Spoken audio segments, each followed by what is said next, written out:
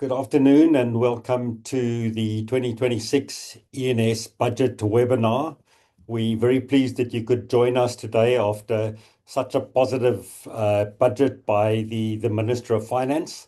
My name is Charles de Wet, and uh, we are very happy that you've joined us to listen to an analysis of the key announcements that were made this afternoon.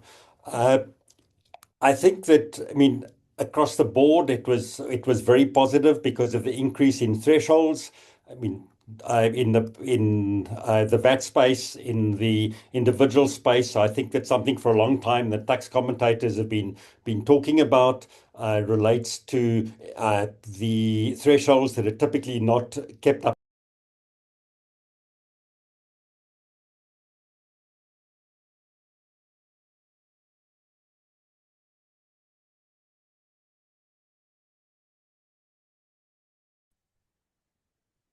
The other aspect related to some tax certainty in the unit trust or CIS space, and I think that some degree of realism as well has been announced. So from that perspective, it's sort of positive news. I mean, the Speaker of Parliament started off by saying she hopes that we can, only have one budget this year. Last year, you will remember that we cancelled our event because the budget was cancelled in the circumstances, and the minister this afternoon, sort of using less words than he did last year, 4,853 versus the only over 5,000 words that he used last year, delivered some positive news as far as that's concerned. The one aspect that we'll get to talk about in a little bit more detail that is potentially a small negative. I mean, when they were talking about the VAT rate increase,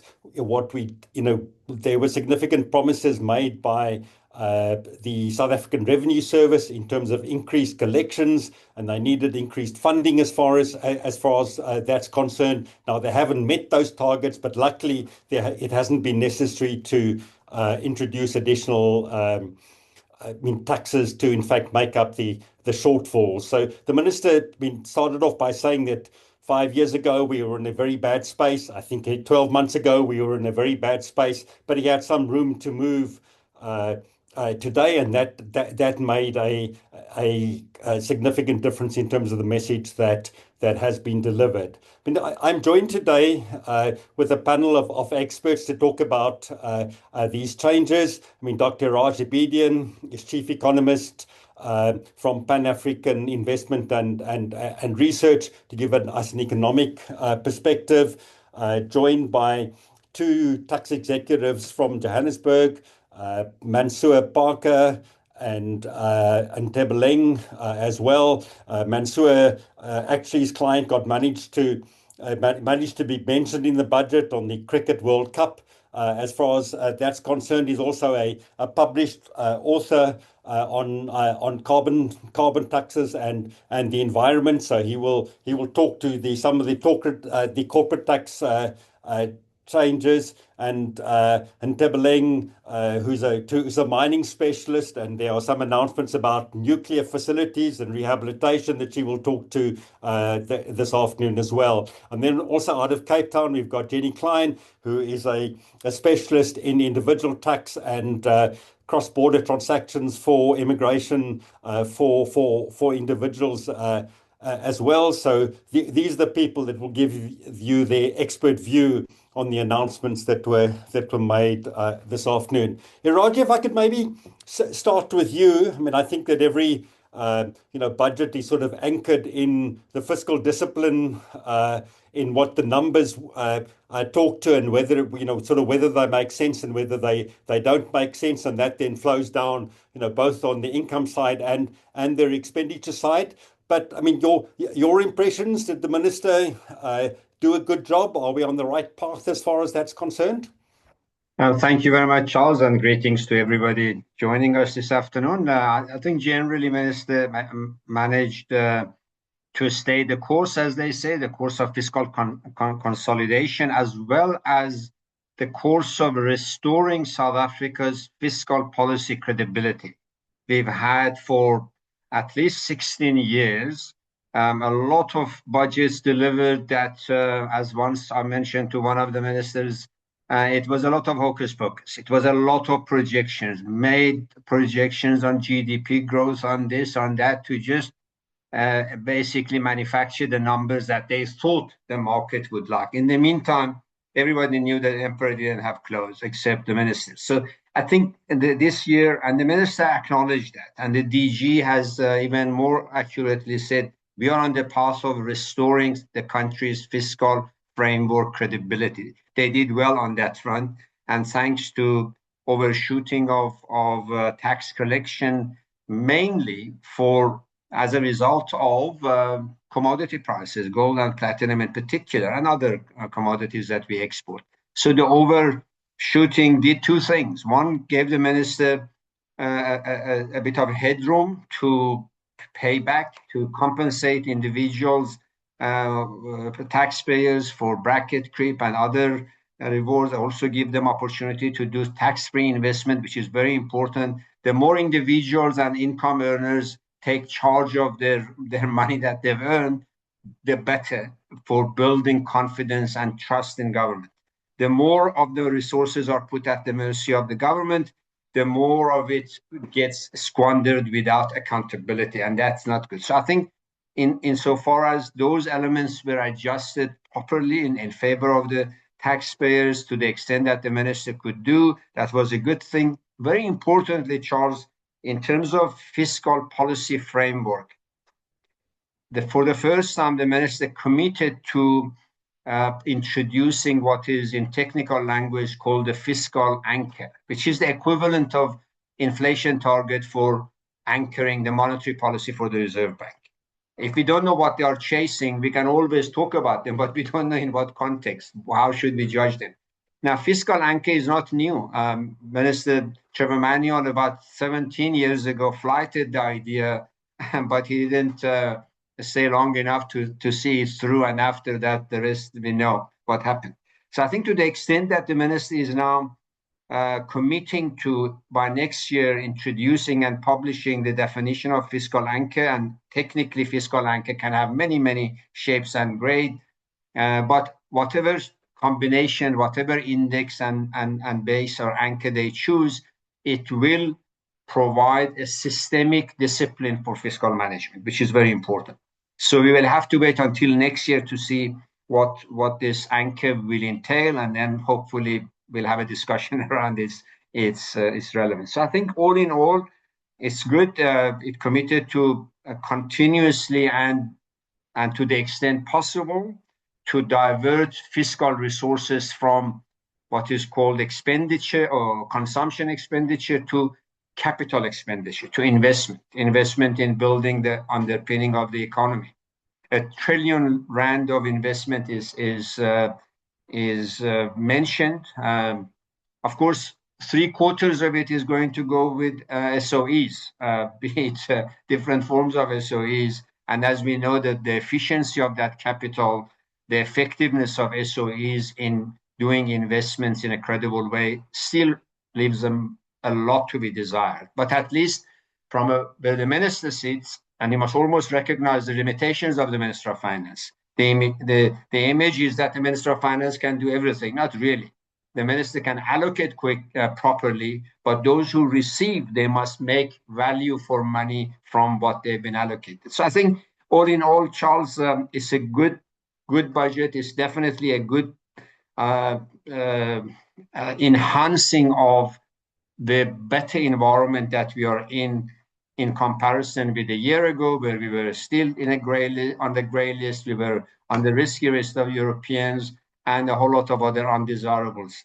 Hopefully, this will be the beginning of a commitment by the National Treasury and by the Cabinet broadly to start focusing on getting value for the money. If I may just end it with two very important, in my view, shortcomings of this budget. The minister spent some time on the inefficiency of local government and introduced or maintained what they have introduced in incentives for good governance of municipal finances by giving them co-financing. In other words, if we see that you are doing well, we'll give you more money. The problem is not that. The problem is that they don't need incentive. They are incompetent and corrupt. Corrupt and incompetent people don't even understand the value of co-financing. And for me, that was disappointing because it's not a part of our economy or the lived reality of our population. Bearing in mind that 70% of South Africans are in these municipalities that are so poorly managed. So to the extent that the minister wants to establish fiscal credibility, he came short, in my view, not paying attention politically and from a financial point of view to this key element of fiscal management. I'll stop there and then we can come back to some of these issues more detail. Thanks. Thanks very much, Iraj. Jenny, I mean, for the first time, some movement for individuals, some good news that they've been lacking in the last 2 or 3 years. There was, Charles. There's quite a lot of good news for personal taxpayers. And I think the first aspect of that is, as you mentioned, is for the first time in 2 years, there's now an inflationary adjustment to the tax threshold, the tax brackets, which we haven't seen for the past 2 years. And I think there's also adjustments in the tax rebates and the small adjustments in the medical tax credits. So again, we didn't see any of those adjustments happening last year or the year before. So I think that's very welcome news. The inflation sort of expected in terms of how they've crafted these adjustments is approximately 3.4%. So it looks as though that's the number that's been used to work out the adjustments to the brackets and the rebates. The other interesting point is and this isn't just for individuals, but as you mentioned, the adjustment to some of the tax thresholds and the limits on certain deductions and benefits. So, and I'll run through those in more detail at a later stage, but the ones that sort of stand out are the increase in the tax-free savings annual investment amount to 46,000 Rand. And the other one is the primary residence exclusion for capital gains tax, which has increased from 2 million Rand to 3 million Rand. So I think those threshold limits are fairly long overdue, and it's good to see that some of them have now been adjusted upwards. But I can talk to more detail on that at a later stage. Jenny, the annual contribution to the tax-free savings account is been increased, but not the maximum in the circumstances. So you're just going to get there faster, which will hopefully give you better growth over a period of time. But one would like to have seen an increase in the maximum amount that you could invest as well. Exactly. That is still 500,000 Rand is their total investment. And there was no mention of any increase in that amount. So it's just the annual investment limit, contributions limit. Yes, you're right.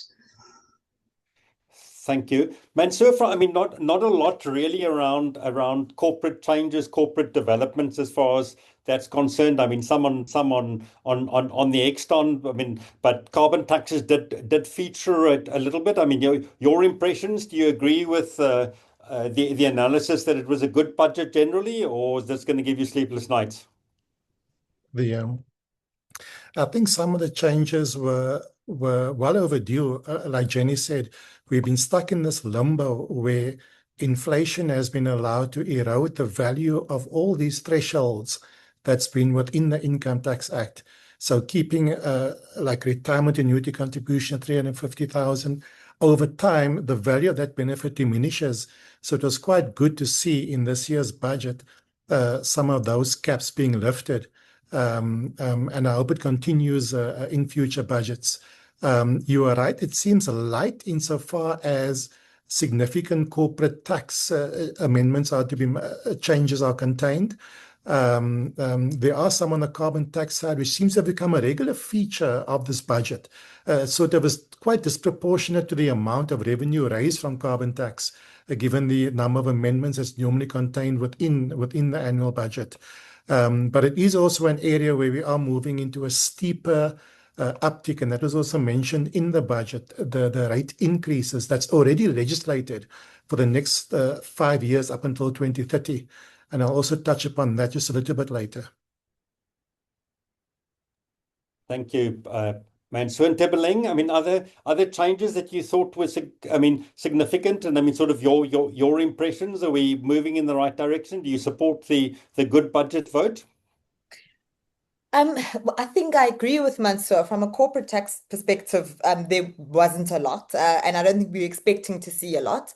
We just had recently the decrease in the corporate tax rate to 27, together with those limitation of losses, and I think that's still quite nascent. So I don't think we were expecting to see a lot. But for me, what stood out was the issue of incentives and using tax policy as a tool for growth, seeing as this is sort of the theme, seems to be the theme that the Minister of Finance was talking about today. Unexpected, I mean, and thank you for calling me a nuclear expert. I think that might be misleading to the audience. But I mean, certainly from, that perspective, they've proposed to add nuclear projects and provide them with the benefits of the rehabilitation trusts and companies, which were previously just for mining companies, which was quite unexpected. That is the last thing I would have expected to see, given all the recommendations that we've actually made on incentives that taxpayers actually need that would add value and sort of drive more economic activity. So it was a very uneventful from a corporate tax perspective, but I think there is a lot that we could see, and perhaps from prior budgets. In last year's budget, there was a proposal about an incentive for infrastructure investment, and there's been no mention of that in this budget. So I think that's quite disappointing from that perspective. From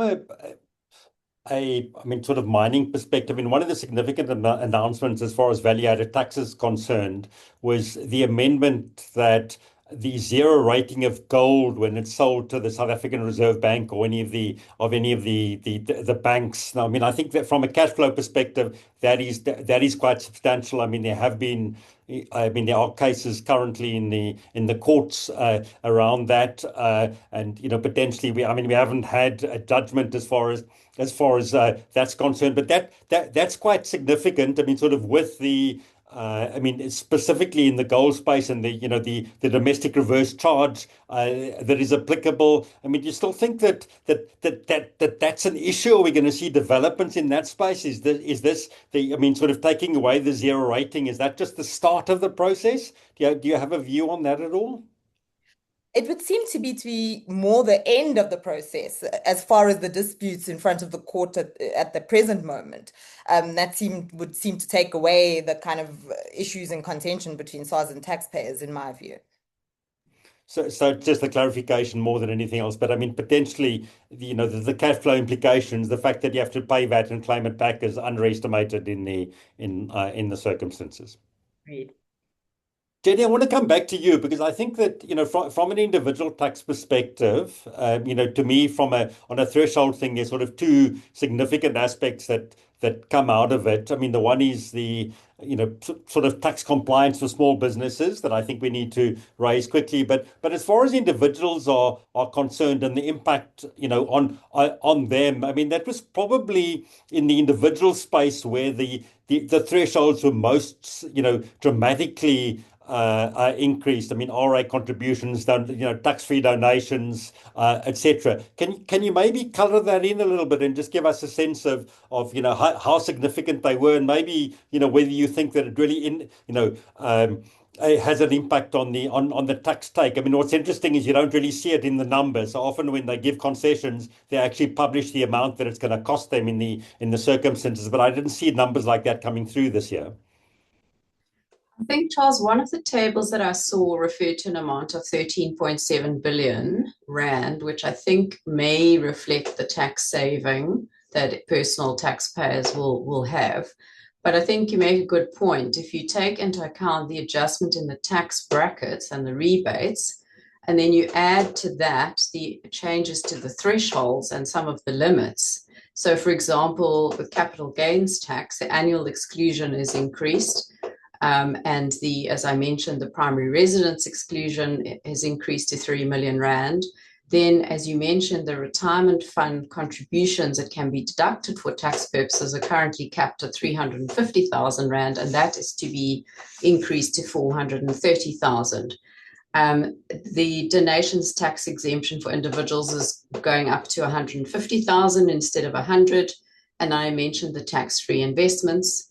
And there's also a number of changes to some of the tax-free employment benefits that are available. Not all the exempt amounts have been reviewed, but the changes that have been proposed relate mainly to bursaries and scholarships that are provided to relatives of employees. And in particular, in that context, the annual remuneration ceiling has been raised from 600,000 Rand to 900,000 Rand per annum, which creates a much bigger pool of employees who can benefit from tax-free bursaries being provided to their relatives to study. So I think that could be quite significant for a number of people. And so I think if you take into account the tax threshold limits and some of those changes to the thresholds, I think it could have potentially quite a positive impact for many personal taxpayers, depending on their circumstances, obviously. But I think taken together, it's broader than just the tax tables that have been adjusted. And in the forex space, I mean, in terms of ex-con allowances, there have been changes there as well that would, I mean, potentially also have a positive impact.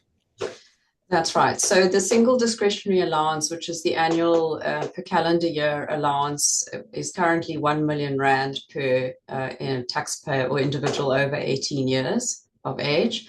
And that is going to be increased to 2 million Rand per calendar year. So it's effectively doubling that discretionary allowance. And the benefit of it in the sense that it's easy to externalize that amount of funds, because you don't have to apply to SARS for any kind of tax clearance. So the 2 million Rand single discretionary allowance can just be utilized by individuals, and it's for travel purposes, and it's not subject to the same level of exchange control that the other allowances are subject to. So that's a positive for individuals wishing to externalize funds from South Africa. I mean, it may not be a big amount, but it is certainly very easy to utilize, given that you don't require SARS and SARS approval for that. So that's a positive development for many people. Thank you.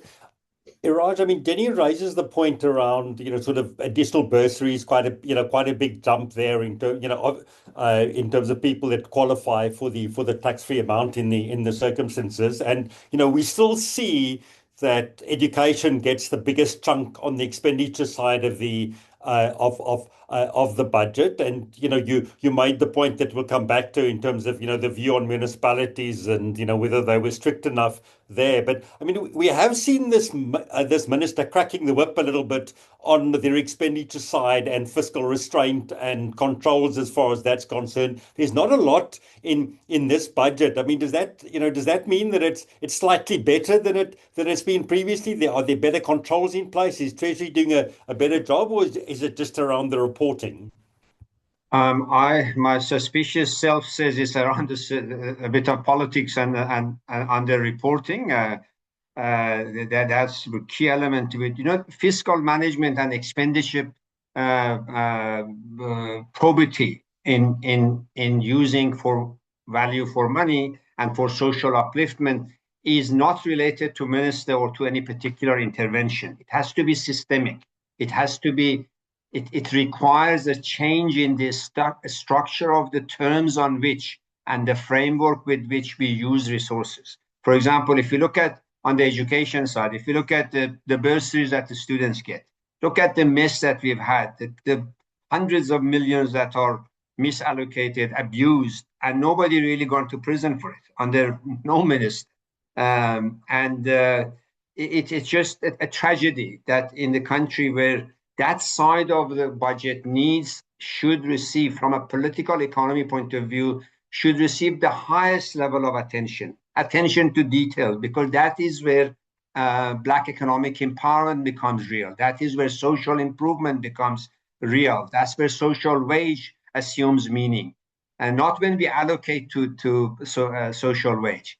It's when we get value for money for that allocation. And unfortunately, we still really have a long journey to travel for the cabinet and for the ministers, recognizing that it's the system that has to be changed, not individuals.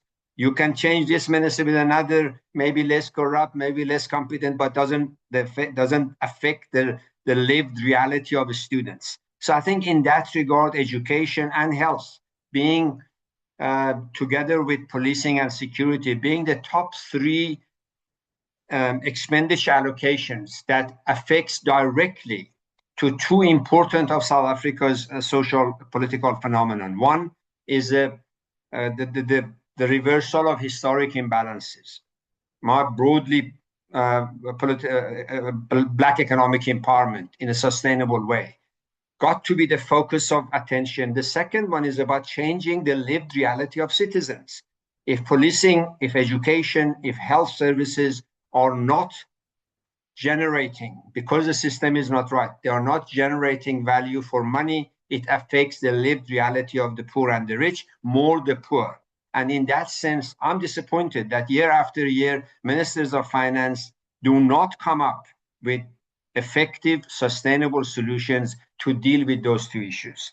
And that is where really, in my view, a fiscal framework should shift from stabilization, not abandon, augment focus on consolidation and sustainability to value for money.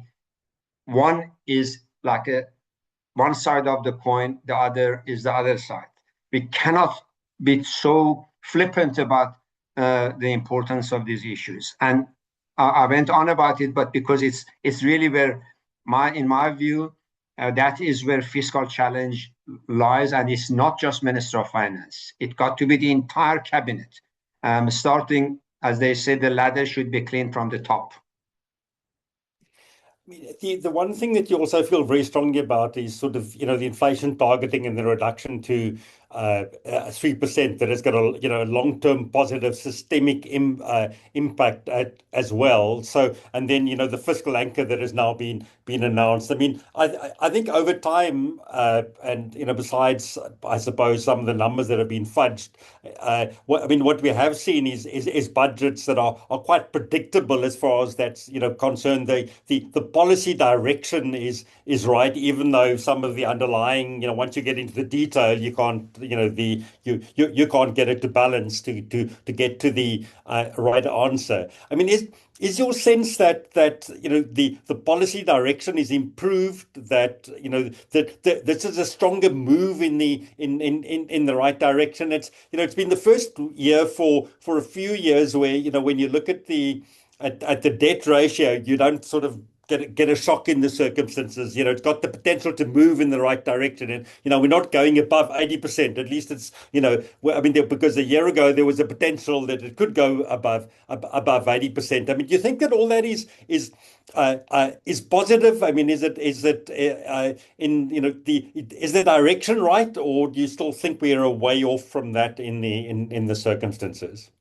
I think the direction is right, and as I mentioned earlier, thanks to the exceptional performance of commodities. Assume we didn't have this 22 billion that we got, then we would be a different space. Today we would have a different conversation. So we've been saved by the bell. Thank you.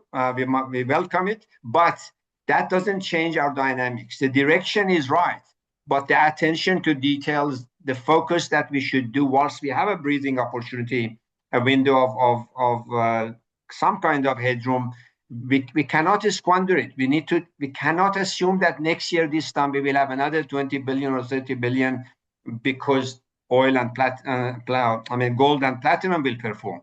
We need to assume that the responsibility is for getting value for every penny that we have, not just to stay in the right direction, but also gather momentum in the right direction. We at the moment got the direction right, but have we got the momentum right? My humble view is not. If the minister had come and say, we've been given an opportunity, we're now going to crack the whip on municipalities. We cannot have this so much wastage. We're going to crack the whip on SOEs. We cannot have hundreds of millions disappearing or from police services, etc., and put very definitive and very politically hard but financially responsible measures in place. Then I would have said not only the direction is right, but we're getting momentum in that direction. And I mean, commodities have saved us a few times. I mean, this is the second or third time since 2020, and none of it is really of our doing. It's just because of global markets that have moved, and maybe foreign presidents that have impacted on that. Yeah, I think we commodity countries usually have that type of yo-yo, where it's not just unique to South Africa. We must also acknowledge that. But the difference is that successful commodity countries, when they get the opportunity, they grab it with both hands and create momentum. On our side, we've been saved, but we get up like a boxer who's been sort of punched down. We get up and say, oh, thank God I'm still alive, and we have a party. We don't keep punching forward and building momentum to finish the game in our favor. Mansour, on the exchange control side, I mean, there were also some announcements, sort of changes that, I mean, but no increase in limits. I mean, for a while the African allowance and the global allowance for corporates were increased quite substantially, but still quite a significant change announced. I mean, and sort of this time round, the Reserve Bank often used to sort of issue their policy missives after the budget or a day after the budget. This time round, it was all included in the budget. Yeah, and there were two significant announcements, the one relating to inward foreign loans and the other relating to crypto assets. On the inward foreign loan side, the proposal is to remove the interest rate cap on inward foreign loans.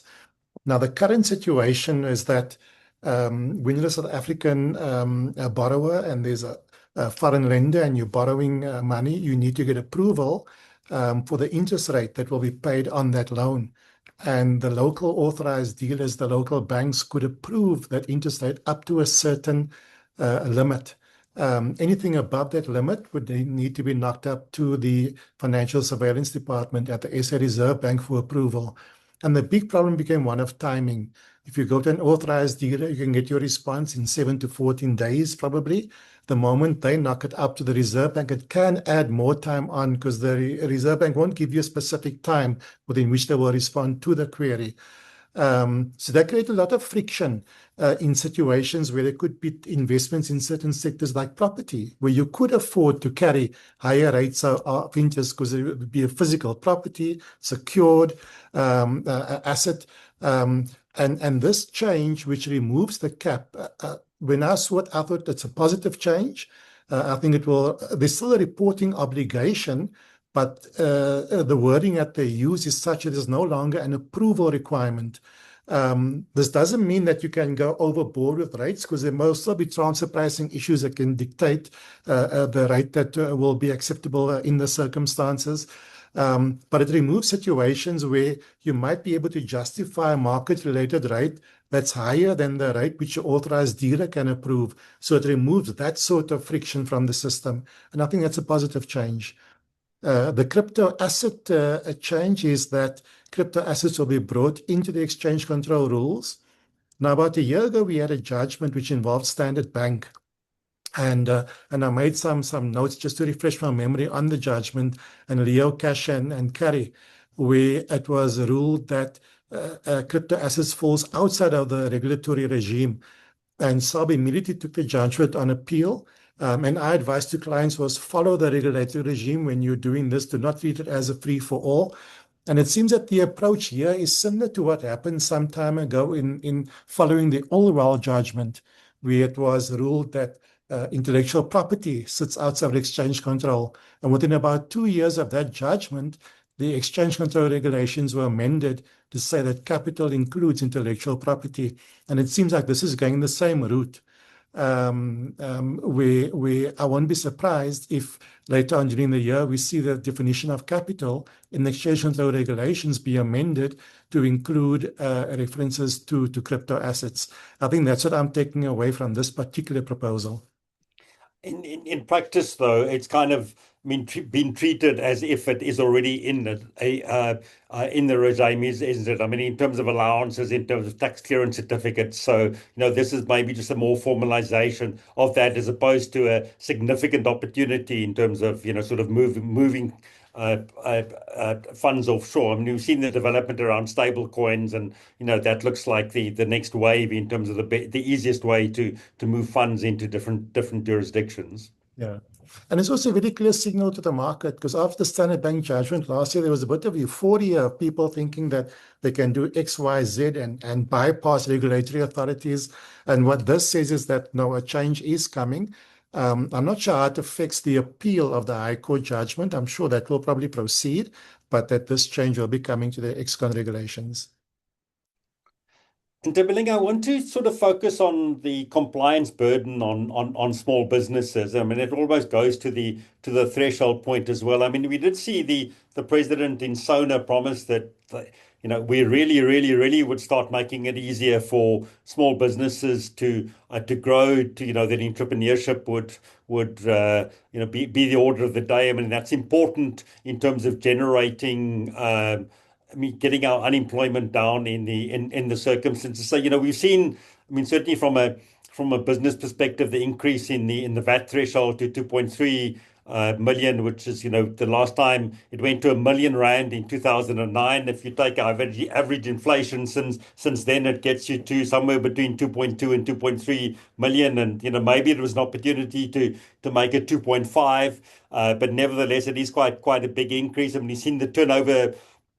Excuse me. I mean, the turnover limit also increased to that sort of level as well. I mean, we are still experiencing challenges. I mean, from a compliance perspective, and in a small business. I mean, because our thresholds have been so low. Because in fact, to operate in that environment is quite complex. I mean, do you think this is going to make a difference? Is it going to be positive as far as that's concerned, or maybe not quite as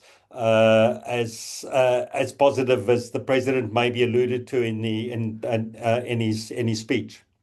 On the increase of the VAT threshold for registration, it was quite interesting, because the minister said the suggestion came from their public, they let the public send in their comments, and you would think that National Treasury and would have thought about this themselves, about, this creates a huge compliance burden. I mean, if you are a business that is generating revenue of R1 million, I mean, that is not really a lot. And to have to then register, submit returns, and actually participate in the entire sort of VAT activity chain over time, I think that adds a huge compliance burden. So I'm actually quite surprised that National Treasury hasn't done this previously. And what we have seen is people just being registered. So they, usually when you go to SARS and try to get a VAT registration, they will make you jump through hoops to do that. It used to be, I remember you have to appear in person and all manner of things. And now we see them just registering people where they say, well, you have revenue over R1 million and suddenly you're VAT registered. So I think from that is definitely a positive development, Charles. And I think that it would make the compliance burden of small businesses much lighter, like on that score. And I think generally just SARS's attempts at sort of using more electronic methods and giving more kind of touch points with the public and small businesses, I think that's actually gone a long way towards compliance and making it easier for small businesses, especially, to comply with their obligations. I mean, sort of while we're talking about or heading in the direction in terms of SARS and compliance, as far as that's concerned, I mean, one of the announcements that has been made is, there's this Annexure C process that typically happens in December every year, where, tax specialists can make suggestions about amendments that they'd like to see. Now, one of the suggestions that ENS made last year was on the Tax Administration Act and around the suspension of payment and tax clearance certificates, which they've actually proposed. I mean, the comments were during that workshop with National Treasury were quite positive, and now we've seen that translate actually into an announcement in the budget, which is the process that everybody has spoken about. So that's positive. I mean, but I mean, on the excise front, I mean, again, we saw an increase in inflation, so 3.4, 3.39%, which is good. I mean, typically liquor specifically, and because of the big increase in illicit trade, and certain people that have closed factories as a result of that. I mean, that really needs attention. But what we have been seeing, and it goes to the promises that the commissioner made last year, that extra 9 billion rand that they got in the circumstances in terms of increasing their processes, and they've employed 640 new debt collectors.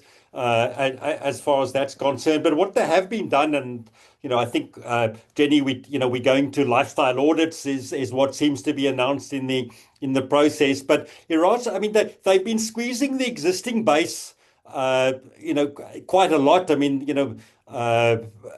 Minister Pravin Gordhan, when he was commissioner, sort of a long time ago, made promises of low-hanging fruit of taxes. I mean, it's 20 years later, and it seems as if it's not that easy to collect the taxes in the circumstances. So while we have a lot of talk about modernization at SARS, and a white paper that has been published as far as that's concerned, we have to ask questions in terms of are they still an old style revenue authority, or in fact with the ease with which people can use money, that there are in fact changes that should be happening, and they should be looking to more revenue sources and focusing more on capital flows, on illicit trade in the circumstances. I mean, is that where the commissioner should, the new commissioner, because obviously the current commissioner's term ends at the end of next month, or the month after that, is that where their attention should be? Or can we just expect to see more of the same? I think, Charles, we have two issues here. One is, unless the economy grows, and grows through the establishment of new enterprises, not grows because gold or some or other stock or commodity has, for whatever reason, higher prices.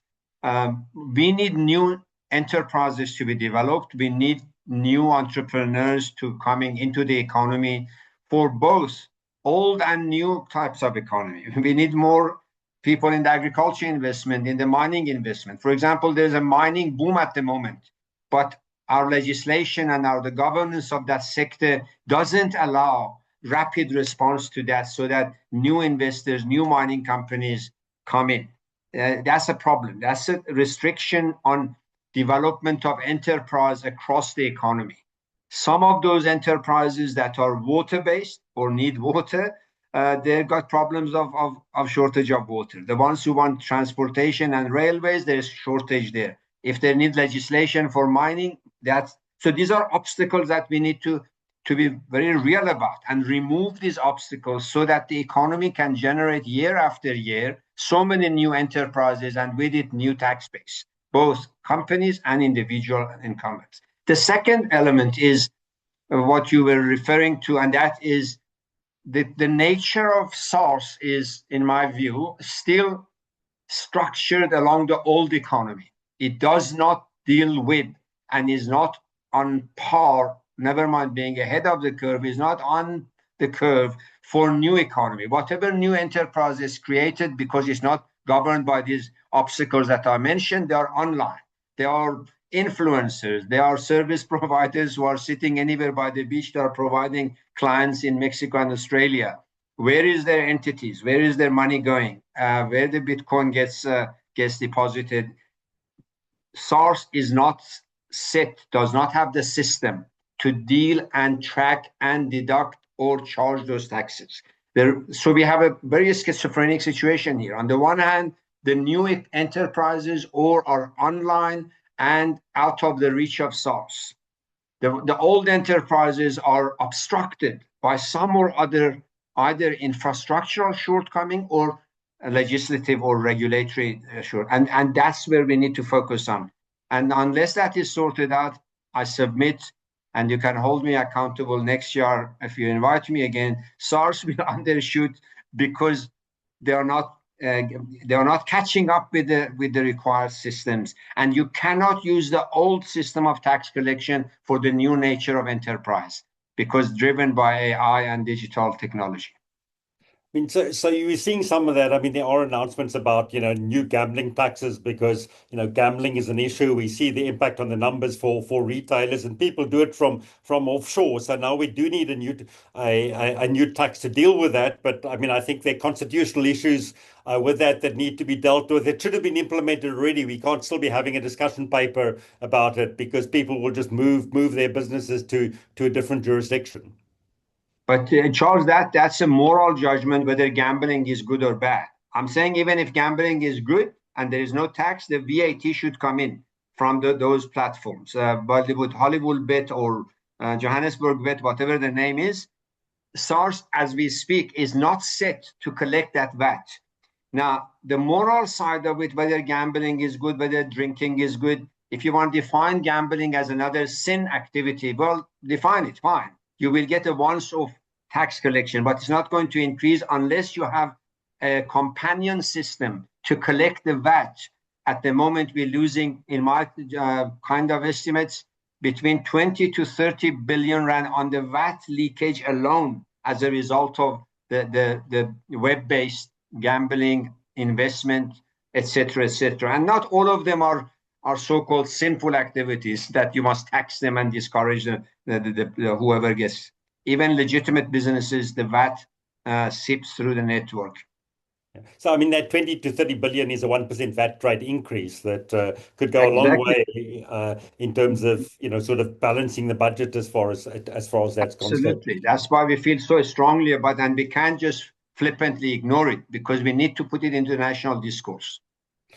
Jenny, I mean, in terms of, my sense is that there's sort of within tax practitioners and taxpayers, in terms of that existing base being squeezed a little bit. I mean, there is a little bit of frustration in terms of efficiencies, and in a lot of instances, it's difficult to get things finalized and done, and lifestyle audits are becoming more a thing to work out the tax that you haven't paid in the circumstances. Now, picking up on Iraj's point is, we need the new economy as opposed to the existing people, because the additional tax that can be collected is quite small. I mean, are you seeing developments about, I mean, in that particular region, or are there challenges just from a compliance perspective in terms of high net worth individuals and the amount of tax that they have to pay, and the documents that they need to keep to prove that whether something is income or just a refund of clothing that they've returned to Woolworths? I think there's two different issues there, Charles. The one is, I think all taxpayers, particularly, have issues in terms of, even though they are trying to be compliant, it isn't always easy to do. And it's becoming more and more costly, because I think a lot of issues are resulting in disputes more and more. And sometimes what we find is that we provide SARS with very detailed submissions on a particular point that they've asked for information on. And then what we sometimes find is that there's just an additional assessment that gets issued without, it seems, consideration being given to the actual submission. So I think there's that aspect, which makes it difficult and more costly for taxpayers to be compliant. I think on the other side, though, is there was a reference in the budget review to how SARS was looking at influencers, and they gave that as an example. And there seemed to be some surprise among people that influencers were required to pay any tax at all. So I think there's potentially a number of areas where, and I can only speak to the individuals because that's sort of more my experience, is where people are not aware of what their obligations might be. And partly that can be because they don't actually ask the question. But I think there is a gap in that sense that we that we are not, SARS is not collecting everything that they should be collecting by way of tax, not just, because there are sort of, for example, people doing remote work from South Africa, or people who come and go and don't really have extensive connections here, but they sort of come in and out, and that can also result in tax liabilities, but they're not always aware of that. So I think there's those sort of elements to this question, and it feeds into the level of collection that SARS is able to accomplish, because you can appoint more debt collectors, but is that the only issue that they should be working on? I think there's more. It's more also about widening the tax base and increasing the numbers of people who are contributing by way of tax. So, I mean, AI and debt collectors are not necessarily the answer. And Tibeling, I mean, you spend a lot of time in the dispute space as well. What is your experience there? I mean, are there efficient processes in terms of doing it, or is that environment become more difficult as well as tax collections? There's a really big focus on collecting as much money that you've seen build as SARS has sort of got behind, not collecting the 20 billion that they promised. Yeah, I think like Jenny said, Charles, the first problem is that the aim, I think, of giving SARS the extra budget was that they go after non-compliant taxpayers. And what we're seeing in the dispute space is, instead of trying to broaden the tax base by going out to find people that aren't actually in the tax net, SARS has now focused on existing taxpayers who it knows very well and is extracting even more taxes from them. And how the disputes are going now, it appears to be that the understatement penalties and non-compliance penalties are now a new revenue stream as well, instead of the taxes that are just owed. So we are seeing, like Jenny says, we will make detailed representations to SARS on behalf of taxpayers, and usually there is still an assessment that follows. And so the taxpayer is now forced to go through the litigation process. That's the first thing. And second, most taxpayers actually sort of lose steam and then enter into settlement negotiations with SARS. I don't want to deal with this, let's just settle. So you end up seeing a lot of taxpayers on very similar matters settling disputes with SARS where maybe that should not be the case. But we are seeing a very aggressive SARS, but I'm not sure that they are looking for the additional taxes in the right places. Thank you, Tibeling. I mean, the other thing that, and Raj, you sort of raised this up front, in terms of sort of more credibility. When the global minimum tax was introduced, and Mansour, you was particularly aware of this, they said that they would collect 8 billion rand out of that. Now they said, well, in fact, that was wrong. It was only, it's 2 billion rand, which I must admit, given the number of companies that are really directly involved in this, that itself sounds like quite a high number. So we are sort of below the surface seeing some movement as far as that's concerned as well. And that's not something that they initiated. We're just following the OECD as far as that's concerned. I mean, were there other instances where there's sort of things that haven't come through? Debt collections, wrong estimates on taxes. I mean, what is your sense of it?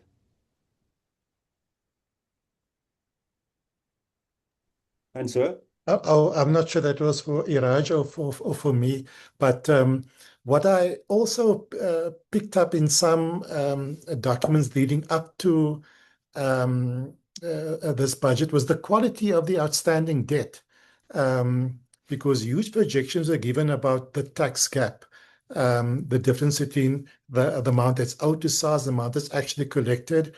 But a significant question concerns the quality and recoverability of the outstanding tax debt, because there were some articles toward the end of last year stating that up to 200 billion could be unlikely ever to be collected, and a further 200 billion are aged more than 25 months. So then one needs to ask what proportion of the debt book actually represents collectible amounts or uncollectible amounts. There was also a note about all the debt collectors who would be hired, and it was a delay in the onboarding of the debt collectors, which means a delay in recruiting them. So those sorts of issues, I think, would probably need to be addressed.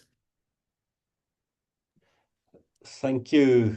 I mean, we're sort of getting to the end of the summary. I mean, we're already in an interesting position this year in the sense that the what typically would be the 2025 Tax Amendment Act has not yet been promulgated. So normally the president would sign that towards the end of December. So it would, and it was, some of those effective dates are the 1st of January. I mean, there have been some delays in terms of the process this year. They hope that it'll be signed sometime during March. I mean, now we have a new raft of potential amendments that will sort of start doing a round that will be put out for public comment in the next few months. But Iraj, I mean, any final comments? I mean, is this sustainable? Are we going to be having a good conversation this time next year, or are you going to be having sleepless nights about that? Well, we hope and pray that it becomes sustainable, but we need to also take actions. We need to literally take on the expenditure side, as I mentioned, has to be the focus, and stop talking about it. And we need to find constitutional and other means of getting value for money. On the revenue side, we need to upgrade SARS. SARS need to come to the party and not just get the money and promise and not deliver on it. Because that's the reality as we speak. They got R1 billion last year and they haven't delivered on it if it wasn't because of the commodity process. So I'm hopeful that the discourse is in the right direction, and we keeping the fiscal consolidation. But I must emphasize, Charles, that fiscal consolidation has got limits. You cannot run a nation, improve their welfare, improve their future by just cutting back, because it's good for the indicators. We need to be serious about the expenditure value for money. So it's, I mean, it's back to the old stories. We need economic growth, we need sustainability, Right. We need employment to come down. And as soon as we get that right, then our budget should look like this every single year. Exactly. Jenny, maybe a final comment from you, given that most of the amendments or proposed changes were in the individual space. I mean, do you think that this is sustainable, or are we going to wait 20 years for the next increase in the donation tax limit from 100,000 to 150,000? Yes, Charles. Well, I hope not. I was slightly surprised that they did actually address so many of the thresholds, because it has been something that we've been asking for a number of years now. I think the one thing that I expected to see in the budget review, which wasn't mentioned, was the proposed withdrawal of the tax exemption for foreign pensions earned by South African residents. And I understand that that's because there was a proposal in last year's bill that was withdrawn towards the end of the year as a result of the public comment process. And so I think that is still coming in the year ahead, or possibly the year ahead, although it wasn't mentioned in the budget review at all. So I think overall there's some very good news for personal income taxpayers, and I think that's something to be welcomed at this point. Thanks very much, Jenny, and thank you to everybody that has joined us this afternoon. That is a sort of succinct summary of the budget, and I mean our impressions of it, and specifically some of the detail that's in Chapter 4 and Annexure C of the budget review. I mean, thank you very much to the panel for being available and preparing for this in such a short time. Iraj, thank you very much for your insights. I mean, really appreciate the fact that you are prepared to share it with us, and tell us what you see the road forward. So thank you for that. And I mean to the ENS tax team, I know there's a lot of reading, there's a lot of interpretation that has happened in a very short time. So thank you very much for doing that, and we'll see you this time next year. Have a good evening, everybody. Thank you. Bye-bye. Bye-bye.